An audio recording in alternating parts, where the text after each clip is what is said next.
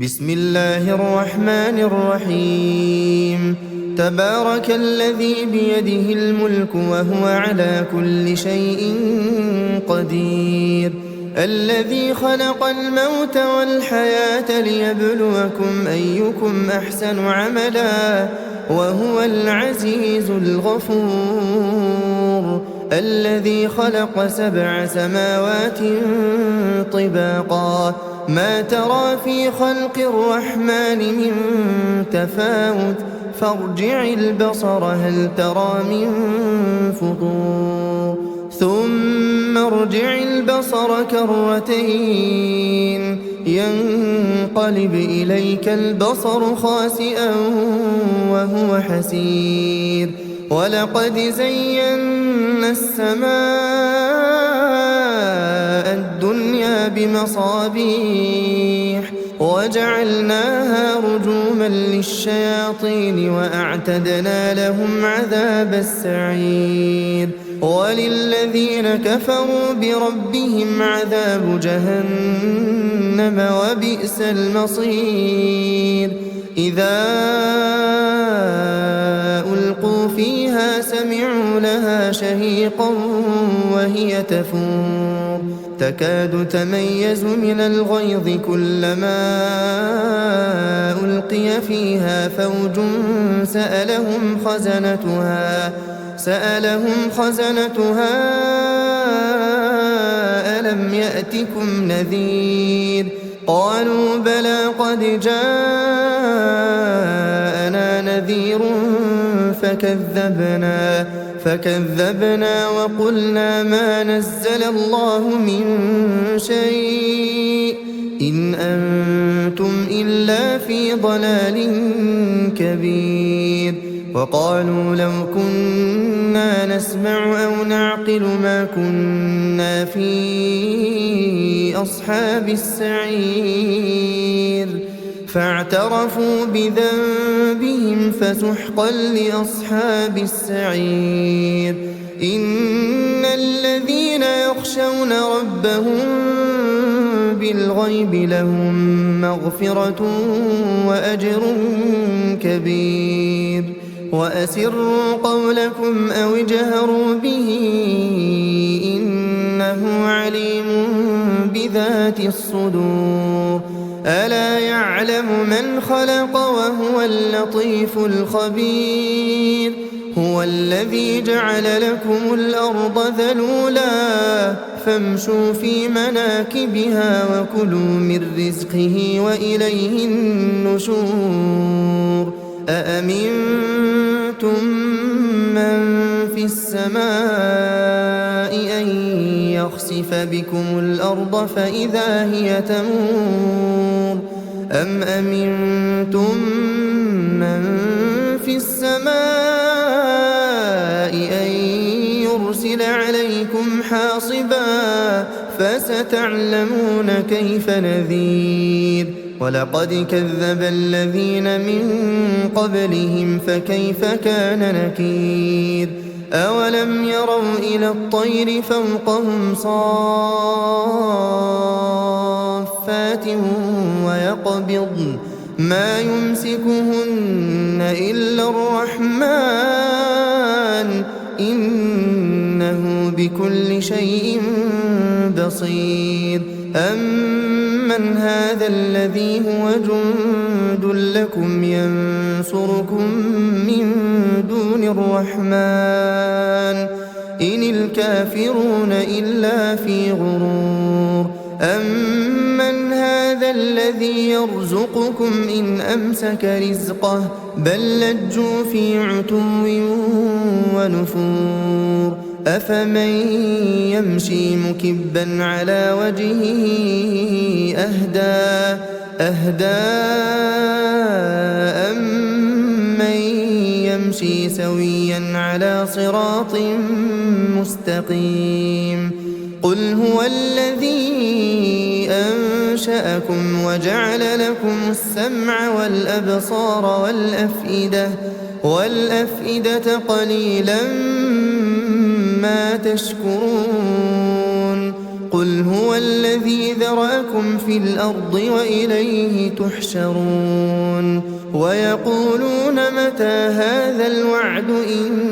كنتم صادقين قل إنما العلم عند الله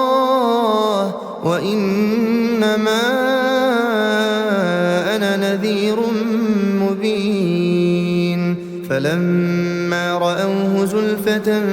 سيئت وجوه الذين كفروا وقيل هذا الذي كنتم به تدعون قل أرأيتم إن أهلكني الله ومن معي أو رحمنا فمن يجير الكافرين من عذاب أليم قل هو الرحمن آمنا به وعليه توكلنا فستعلمون من هو في ضلال مبين قل أرأيتم إن أصبح ماؤكم غورا فمن يأتيكم بماء معين بسم الله الرحمن الرحيم نون والقلم وما يسطرون ما أنت بنعمة ربك بمجنون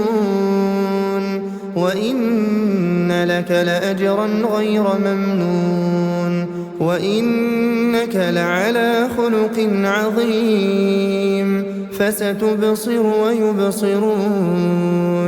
بأيكم المفتون إن ربك هو أعلم بمن ضل عن سبيله وهو أعلم بالمهتدين فلا تطع المكذبين ودوا لو تدهن فيدهنون ولا تطع كل حلاف مهين هماز مشاء بنميم مناع للخير معتد أثيم عتل بعد ذلك زنيم أن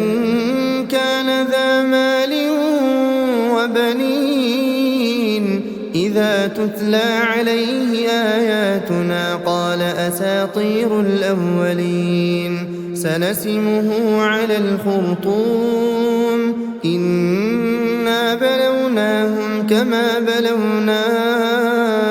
أصحاب الجنة إذ أقسموا ليصرمنها مصبحين ولا يستثنون فطاف عليها طائف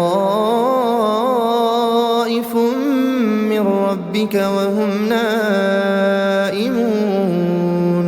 فأصبحت كالصريم فتنادوا مصبحين أن اغدوا على حرثكم إن كنتم صارمين فانطلقوا وهم يتخافتون ألا يدخلنها اليوم عليكم مسكين وغدوا على حرد قادرين فلما رأوها قالوا إنا لضالون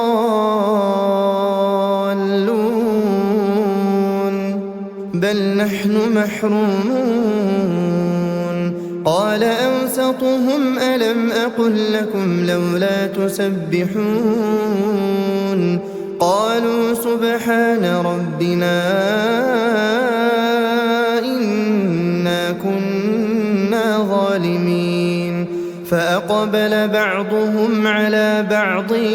يتلاومون قالوا يا ويلنا إنا كنا طاغين عسى ربنا أن يبدلنا خيرا منها إنا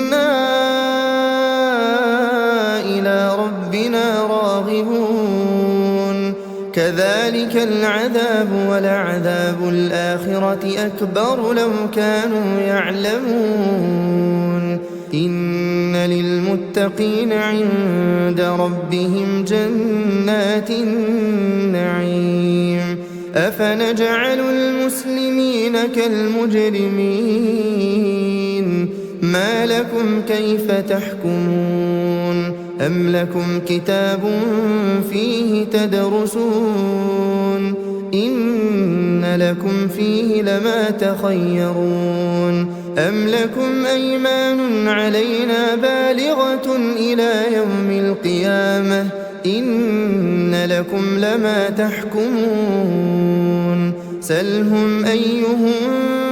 بذلك زعيم أم لهم شركاء فليأتوا بشركائهم إن كانوا صادقين يوم يكشف عن ساق ويدعون إلى السجود فلا يستطيعون خاشعة أبصارهم ترهقهم ذلة وقد كانوا يدعون إلى السجود وهم سالمون فذرني ومن يكذب بهذا الحديث سنستدرجهم من حيث لا يعلمون وأملي لهم إن كيدي متين أم تسألهم أجرا فهم من مغرم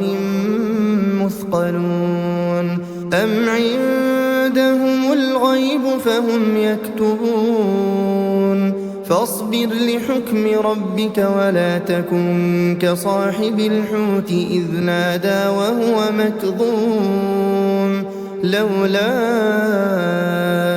أن تداركه نعمة من ربه لنبذ بالعراء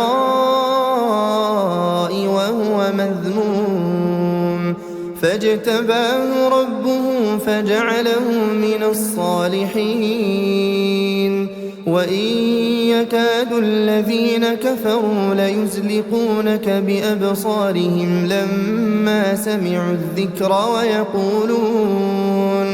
ويقولون إنه لمجنون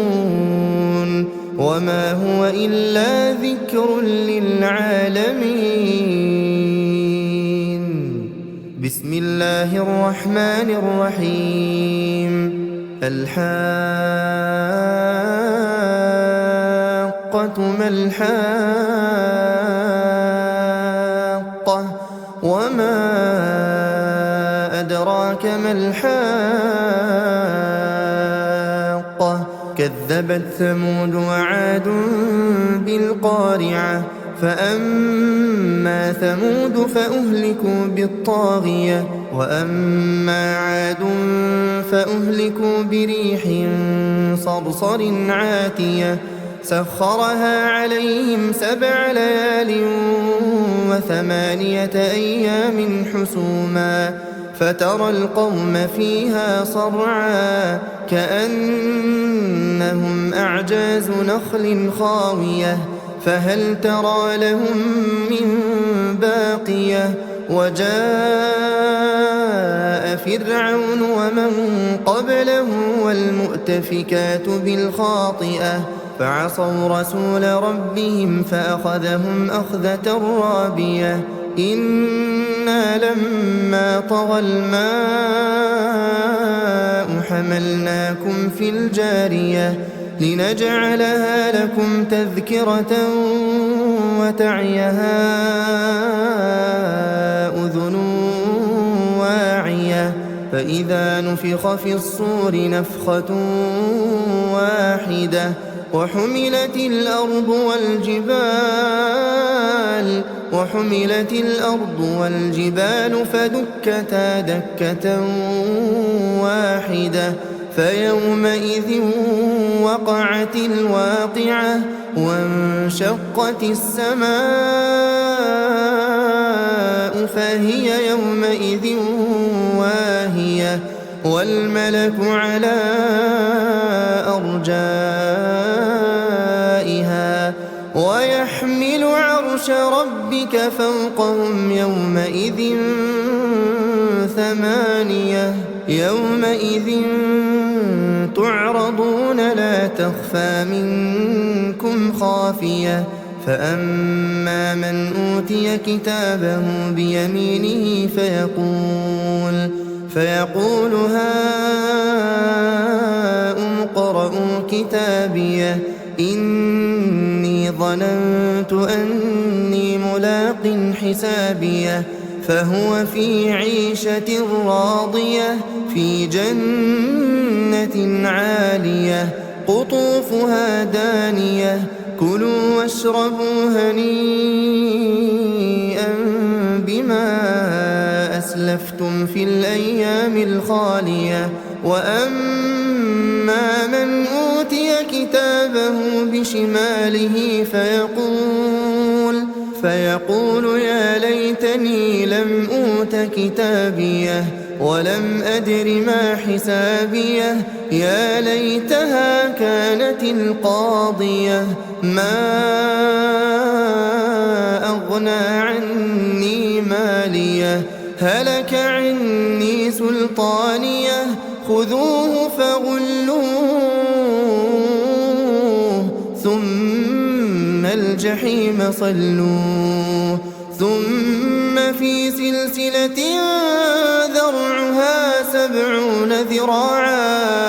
ذرعها 70 ذراعا فاسلكوه إنه كان لا يؤمن بالله العظيم ولا يحض على طعام المسكين فليس له اليوم هاهنا حميم ولا طعام إلا من غسلين لا يأكله إلا الخاطئون فلا أقسم بما تبصرون وما لا تبصرون إنه لقول رسول كريم وما هو بقول شاعر قليلا ما تؤمنون ولا بقول كاهن قليلا ما تذكرون تنزيل من رب العالمين ولو تقول علينا بعض الأقاويل لأخذنا منه باليمين ثم لقطعنا منه الوتين فما منكم من أحد عنه حاجزين وإنه لتذكرة للمتقين وإنا لنعلم أن منكم مكذبين وإنه لحسرة على الكافرين وإنه لحق اليقين فسبح باسم ربك العظيم بسم الله الرحمن الرحيم سأل سائل بعذاب واقع للكافرين ليس له دافع من الله ذي المعارج تعرج الملائكة والروح إليه في يوم كان مقداره 50,000 سنة فاصبر صبرا جميلا إنهم يرونه بعيدا ونراه قريبا يوم تكون السماء كالمهل وتكون الجبال كالعهن ولا يسأل حميم حميما يبصرونهم يود المجرم لو يفتدي من عذاب يومئذ ببنيه وصاحبته وأخيه وفصيلته التي تؤويه ومن في الأرض جميعا ثم ينجيه كلا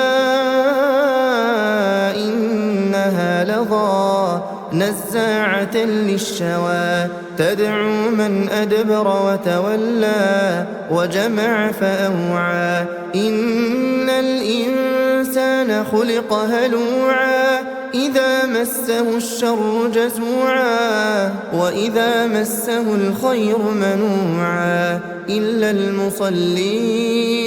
الذين هم على صلاتهم دائمون والذين في أموالهم حق معلوم للسائل والمحروم والذين يصدقون بيوم الدين والذين هم من عذاب ربهم مشفقون إن عذاب ربهم غير مأمون والذين هم لفروجهم حافظون إلا على أزواجهم أو ما ملكت أيمانهم فإنهم غير ملومين فمن ابتغى وراء ذلك فأولئك هم العادون والذين هم لأماناتهم وعهدهم راعون والذين هم بشهاداتهم قائمون والذين هم على صلاتهم يحافظون أولئك في جنات مكرمون فما للذين كفروا قبلك مهطعين عن اليمين وعن الشمال عزين أيطمع كل امرئ منهم أن يدخل جنة نعيم كلا إنا خلقناهم مما يعلمون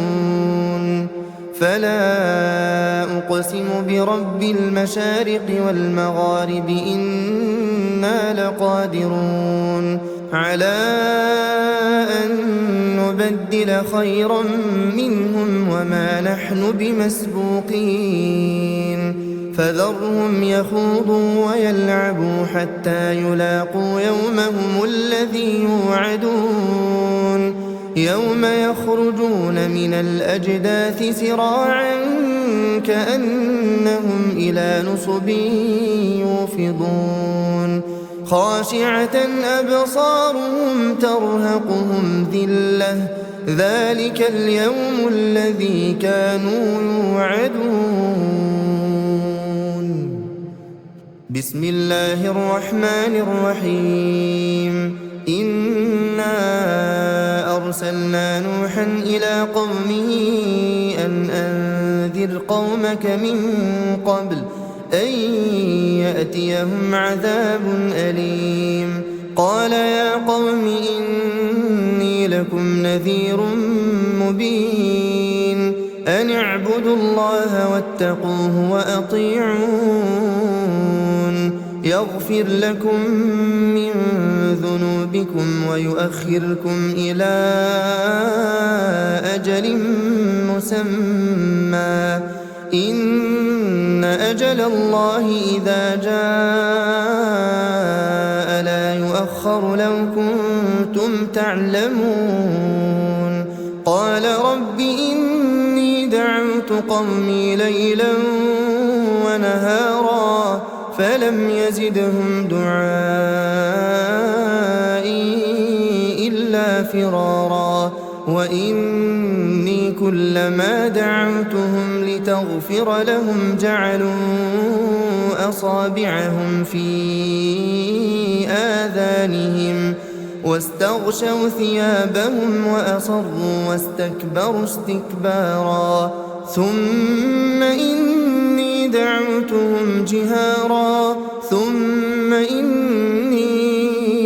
أعلنت لهم وأسررت لهم إسرارا فقلت استغفروا ربكم إنه كان غفارا يرسل السماء عليكم مدرارا ويمددكم بأموال وبنين ويجعل لكم جنات ويجعل لكم أنهارا ما لكم لا ترجون لله وقارا وقد خلقكم أطوارا ألم تروا كيف خلق الله 7 سماوات طباقا وجعل القمر فيهن نورا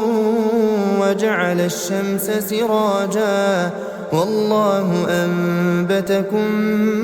من الأرض نباتا ثم يعيدكم فيها ويخرجكم إخراجا والله جعل لكم الأرض بساطا لتسلكوا منها سبلا فجاجا قال نوح رب إنهم عصوني واتبعوا من لم يزده ماله وولده إلا خسارا ومكروا مكرا كبارا وقالوا لا تذرن آلهتكم ولا تذرن ودا ولا سواعا ولا يغوث ويعوق ونسرا وقد أضلوا كثيرا ولا تزد الظالمين إلا ضلالا مما خطيئاتهم أغرقوا فأدخلوا نارا فلم يجدوا لهم من دون الله أنصارا وقال نوح رب لا تذر على الأرض من الكافرين ديارا إنك إن تذرهم يضلوا عبادك ولا يلدوا إلا فاجرا كفارا رب اغفر لي ولوالدي ولمن دخل بيتي مؤمنا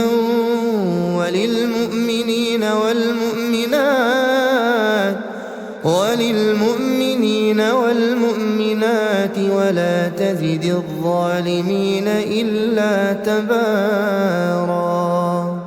بسم الله الرحمن الرحيم قل أوحي إلي أنه استمع نفر من الجن فقالوا إنا سمعنا قرآنا عجبا يهدي إلى الرشد فآمنا به ولن نشرك بربنا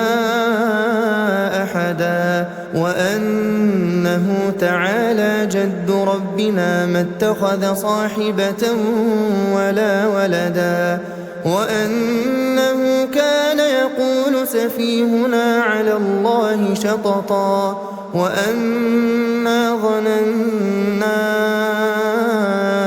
أن لن تقول الإنس والجن على الله كذبا وأنه كان رجال من الإنس يعوذون برجال من الجن فزادوهم رهقا وأنهم ظنوا كما ظننتم أن لن يبعث الله أحدا وأنا لمسنا السماء فوجدناها ملئت حرسا شديدا وشهبا وأنا كنا نقعد منها مقاعد للسمع فمن يستمع الآن يجد له شهابا رصدا وأنا لا ندري أشر أريد بمن في الأرض أم أراد بهم ربهم رشدا وأنا منا الصالحون ومنا دون ذلك كنا طرائق قددا وأنا ظننا أن لن نعجز الله في الأرض ولن نعجزه هربا وأنا لما سمعنا الهدى آمنا به فمن يؤمن بربه فلا يخاف بخسا ولا رهقا وأنا منا المسلمون ومنا القاسطون فمن أسلم فأولئك تحروا رشدا وأما القاسطون فكانوا لجهنم حطبا وأن لو استقاموا على الطريقة لأسقيناهم ماء غدقا لنفتنهم فيه ومن يعرض عن ذكر ربه يسلكه عذابا صعدا وأن المساجد لله فلا تدعوا مع الله أحدا وأنه لما قام عبد الله يدعوه كادوا يكونون عليه لبدا قل إنما أدعو ربي ولا أشرك به أحدا قل إني لا أملك لكم ضرا ولا رشدا قل إني لن يجيرني من الله أحد ولن أجد من دونه ملتحدا إلا بلاغا من الله ورسالاته ومن يعص الله ورسوله فإن له نار جهنم خالدين فيها أبدا حتى إذا رأوا ما يوعدون فسيعلمون من أضعف ناصرا وأقل عددا قل إن أدري أقريب ما توعدون أم يجعل له ربي أمدا عالم الغيب فلا يظهر على غيبه أحدا إلا من ارتضى من رسول فإنه يسلك من بين يديه ومن خلفه رصدا ليعلم أن قد أبلغوا رسالات ربهم وأحاط بما لديهم وأحصى كل شيء عددا بسم الله الرحمن الرحيم يا أيها المزمل قم الليل إلا قليلا نصفه أو انقص منه قليلا أو زد عليه ورتل القرآن ترتيلا إنا سنلقي عليك قولا ثقيلا إن ناشئة الليل هي أشد وطئا وأقوم قيلا إن لك في النهار سبحا طويلا واذكر اسم ربك وتبتل إليه تبتيلا رب المشرق والمغرب لا إله إلا هو فاتخذه وكيلا واصبر على ما يقولون واهجرهم هجرا جميلا وذرني والمكذبين أولي النعمة ومهلهم قليلا إن لدينا أنكالا وجحيما وطعاما ذا غصة وعذابا أليما يوم ترجف الأرض والجبال وكانت الجبال كثيبا مهيلا إنا أرسلنا إليكم رسولا شاهدا عليكم كما أرسلنا إلى فرعون رسولا فعصى فرعون الرسول فأخذناه أخذا وبيلا فكيف تتقون إن كفرتم يوما يجعل الولدان شيبا السماء منفطر به كان وعده مفعولا إن هذه تذكرة فمن شاء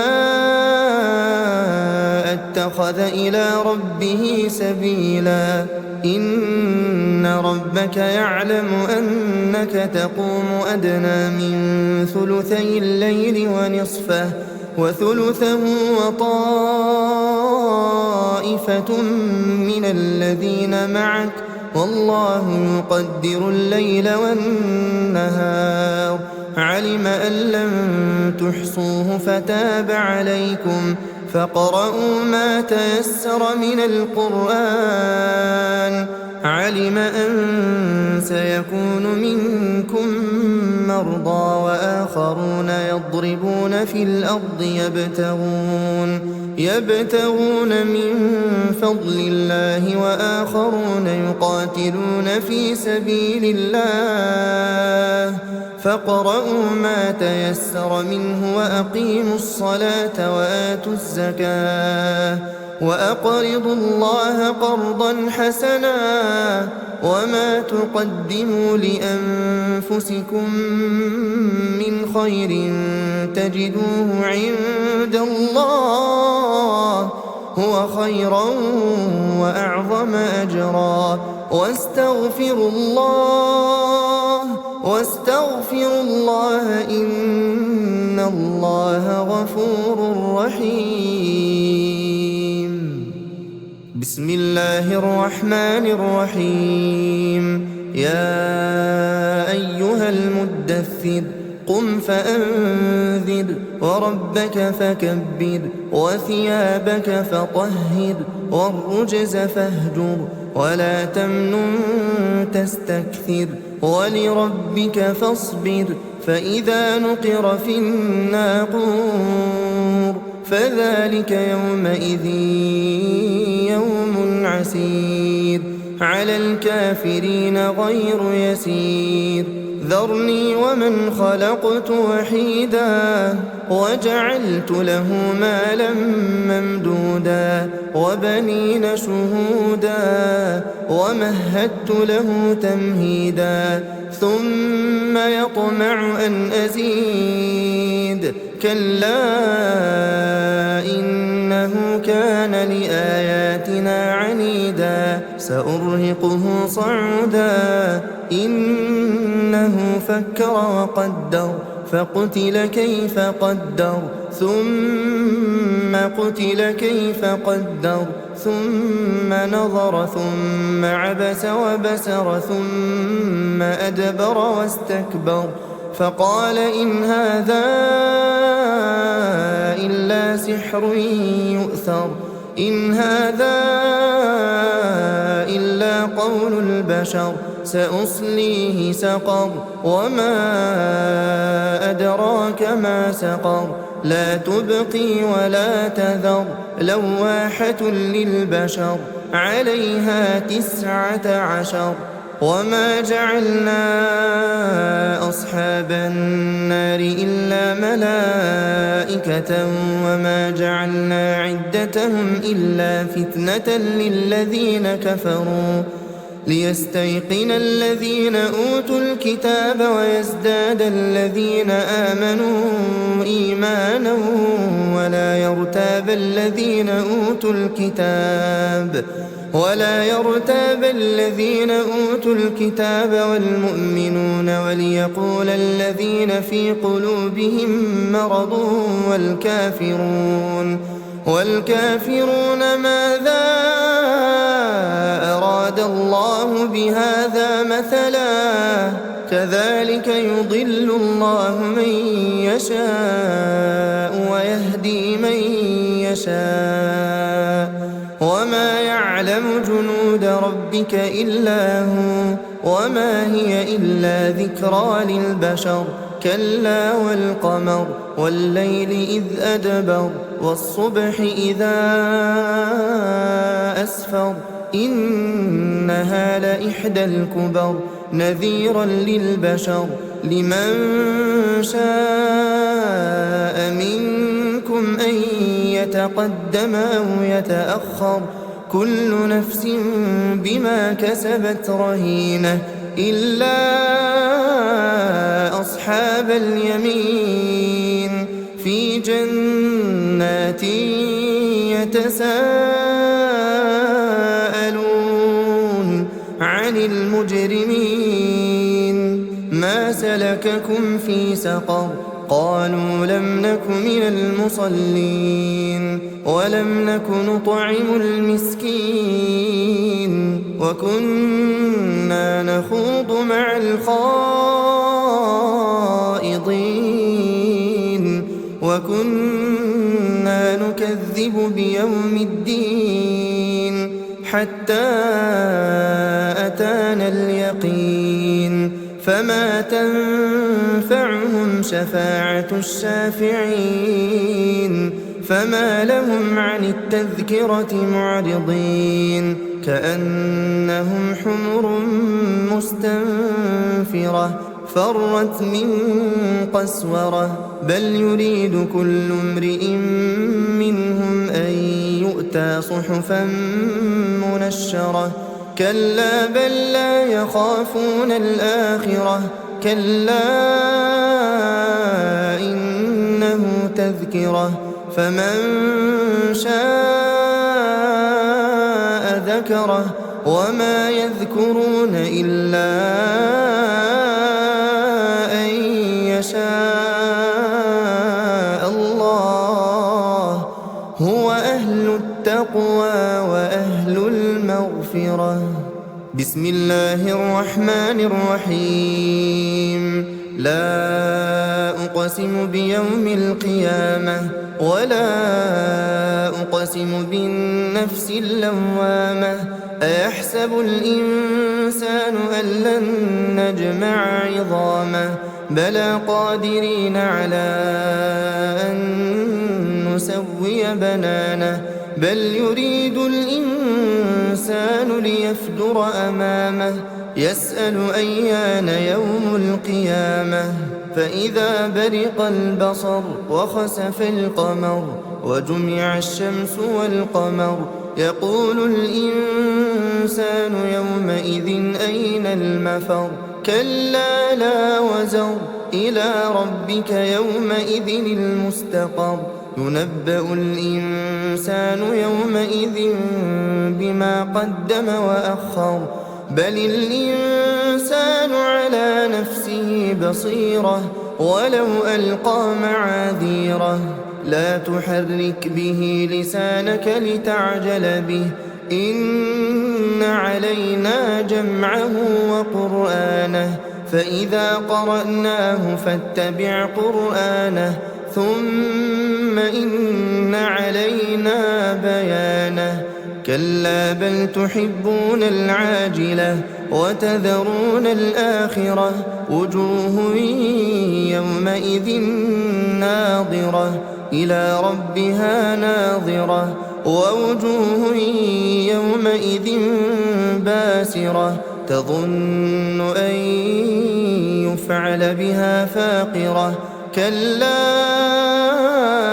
إذا بلغت التراقي وقيل من راق وظن أنه الفراق والتفت الساق بالساق إلى ربك يومئذ المساق فلا صدق ولا صلى ولكن كذب وتولى ثم ذهب إلى أهله يتمنى مطا أولى لك فأولى ثم أولى لك فأولى أيحسب الإنسان أن يترك سدى ألم يكن طفة من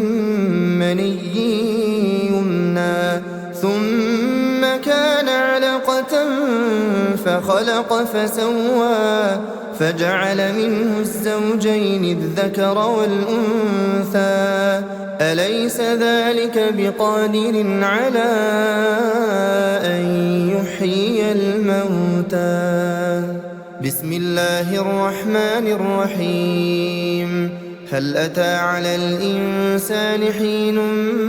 من الدهر لم يكن شيئا مذكورا إنا خلقنا الإنسان من نطفة أمشاج نبتليه فجعلناه سميعا بصيرا إنا هديناه السبيل إما شاكرا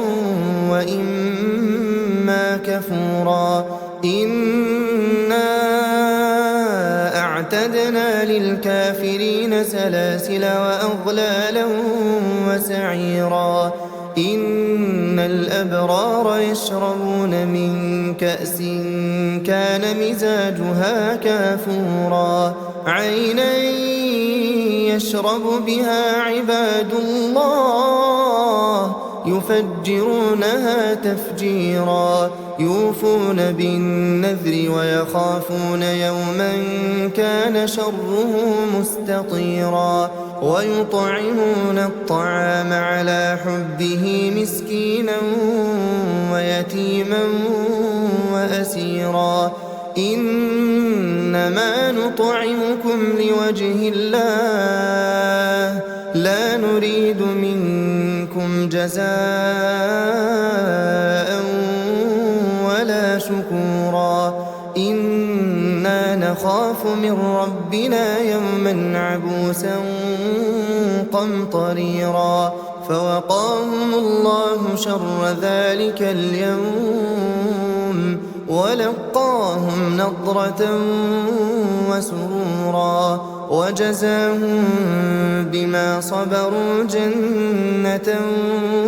وحريرا متكئين فيها على الأرائك لا يرون فيها شمسا ولا زمهريرا ودانية عليهم ظلالها وذللت قطوفها تذليلا ويطاف عليهم بآنية من فضة وأكواب كانت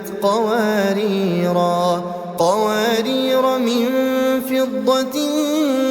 قدروها تقديرا ويسقون فيها كأسا كان مزاجها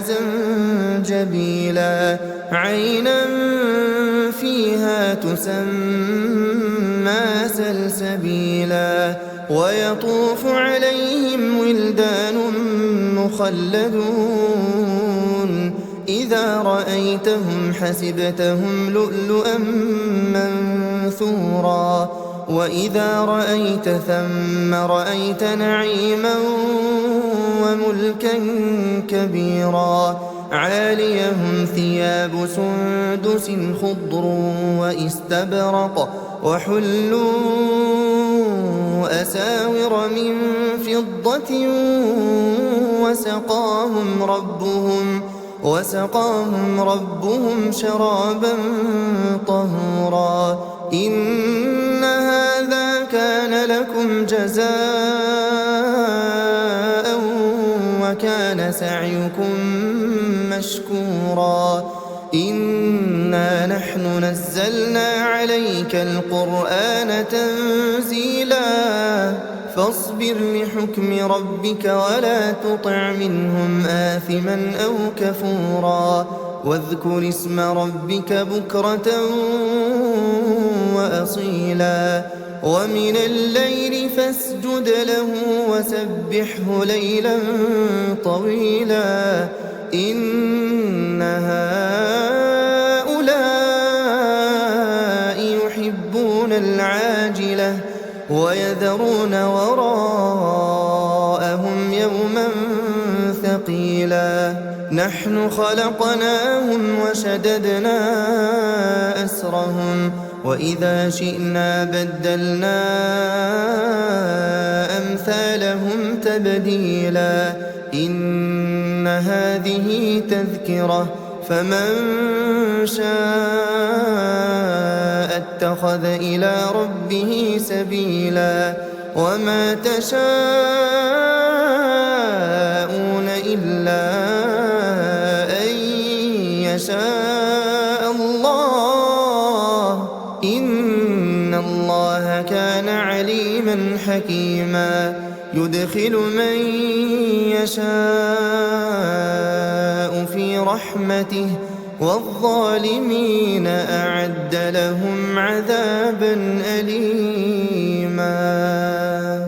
بسم الله الرحمن الرحيم والمرسلات عرفا فالعاصفات عصفا والناشرات نشرا فالفارقات فرقا فالملقيات ذكرا عذرا أو نذرا إنما توعدون لواقع فإذا النجوم طمست وإذا السماء فرجت وإذا الجبال نسفت وإذا الرسل أقتت لأي يوم أجلت ليوم الفصل وما أدراك ما يوم الفصل ويل يومئذ للمكذبين ألم نهلك الأولين ثم نتبعهم الآخرين كذلك نفعل بالمجرمين ويل يومئذ للمكذبين ألم نخلقكم من ماء مهين فجعلناه في قرار مكين إلى قدر معلوم فقدرنا فنعم القادرون ويل يومئذ للمكذبين ألم نجعل الأرض كفاتا أحياء وأمواتا وجعلنا فيها رواسي شامخات وأسقيناكم ماء فراتا ويل يومئذ للمكذبين انطلقوا إلى ما كنتم به تكذبون انطلقوا إلى ظل ذي 3 شعب لا ظليل ولا يغني من اللهب إنها ترمي بشرر كالقصر كأنه جمالة صفر ويل يومئذ للمكذبين هذا يوم لا ينطقون ولا يؤذن لهم فيعتذرون ويل يومئذ للمكذبين هذا يوم الفصل جمعناكم والأولين فإن كان لكم كيد فكيدون ويل يومئذ للمكذبين إن المتقين في ظلال وعيون وفواكه مما يشتهون كلوا واشربوا هنيئا بما كنتم تعملون إنا كذلك نجزي المحسنين ويل يومئذ للمكذبين كلوا وتمتعوا قليلا إنكم مجرمون ويل يومئذ للمكذبين وإذا قيل لهم اركعوا لا يركعون ويل يومئذ للمكذبين فبأي حديث بعده يؤمنون